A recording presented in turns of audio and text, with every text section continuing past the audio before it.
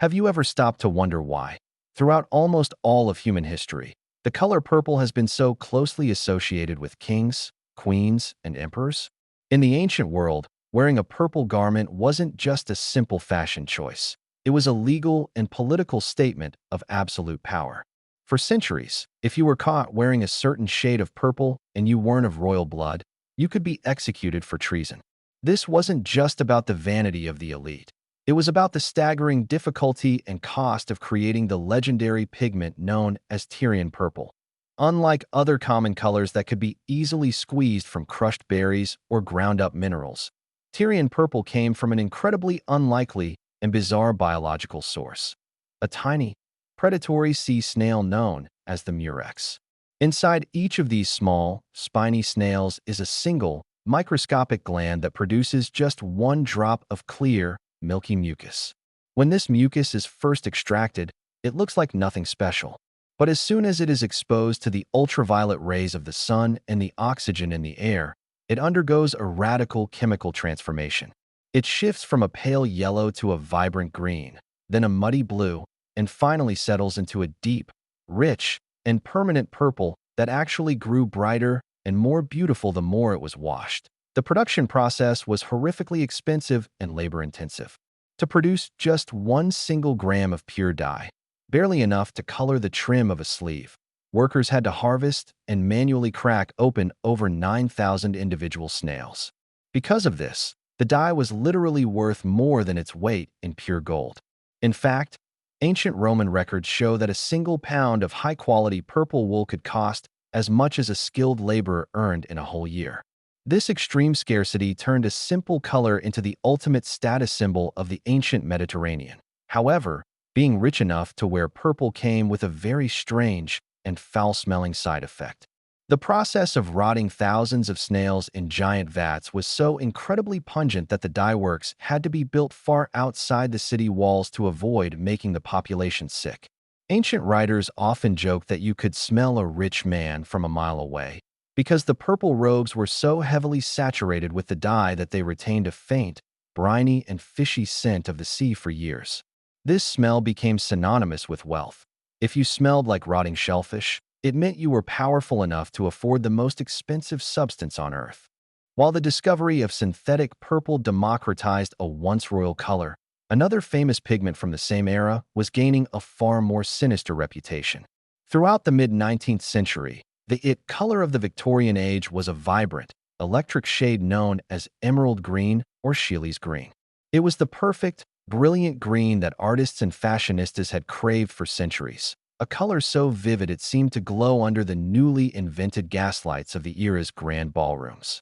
But this beauty came with a lethal secret. The primary ingredient used to achieve that stunning hue was arsenic trioxide, a substance better known as white arsenic. The Victorian obsession with this poison green was absolute and terrifying. It wasn't just used for high-fashion ball gowns. It was everywhere. It was in the wallpaper of nurseries, the dye of artificial flowers, the wax of candles, and even the coloring of hard candies. A single fashionable gown could contain as much as 900 grains of arsenic, enough to kill dozens of people if it were ingested. But the danger wasn't just in eating it. As women danced, the toxic dust would flake off their dresses into the air, while their own sweat would cause the arsenic to seep directly through their skin and into their bloodstream. The symptoms were gruesome and unmistakable. Wearers developed painful, oozing skin ulcers, their hair would fall out in clumps, and they often suffered from violent convulsions and organ failure. The British Medical Journal famously remarked that a woman in a green dress carried enough poison in her skirts to slay every admirer she met in half a dozen ballrooms. Yet, the trend was so powerful that many continued to wear it even after the deadly connection was made public.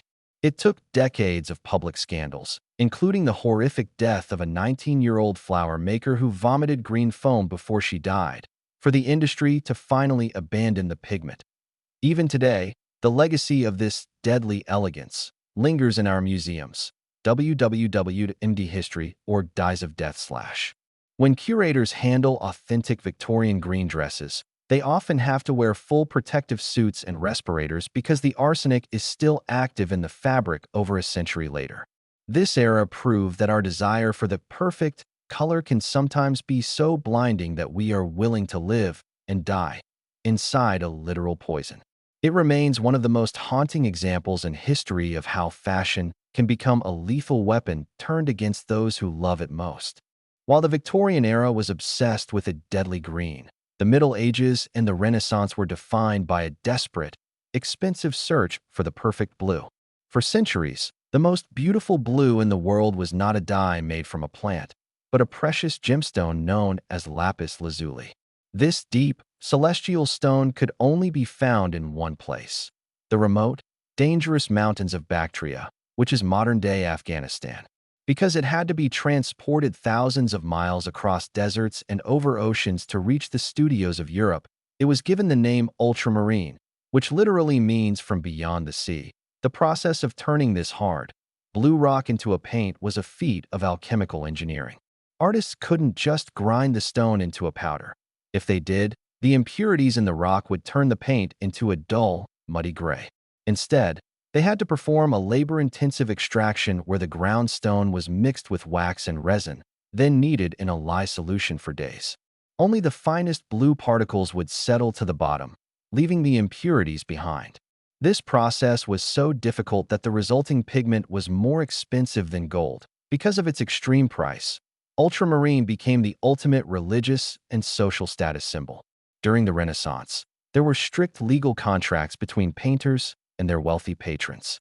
A patron would often buy the ultramarine separately and watch the artist to make sure they didn't steal even a tiny pinch of the precious powder. This is why, in almost every masterpiece from that era, the Virgin Mary is depicted wearing a flowing blue robe. It wasn't just a symbolic choice. It was the patron showing the world they were wealthy enough to clothe the Mother of God in the most expensive material on earth. The hunger for this color was so great that it actually hindered some of history's greatest artists. Michelangelo famously had to leave a painting unfinished because he ran out of ultramarine and couldn't afford to buy more. It wasn't until 1824 that the French government offered a massive 6,000 franc prize to any chemist who could create a synthetic version. The winner created French ultramarine, which was chemically identical to the stone but cost pennies. Suddenly, the blue of the heavens was no longer a luxury, ending a 1,000-year monopoly that had once dictated the very look of European art. While the world was hunting for the perfect blue and dying for the perfect green, the 16th and 17th centuries saw the rise of one of the most disturbing pigments in human history. It was a rich, transparent, and versatile shade of earthy brown that artists absolutely loved for its ability to create realistic shadows and flesh tones. However, the secret ingredient behind this color was not a mineral or a plant. It was the ground-up remains of ancient Egyptian mummies.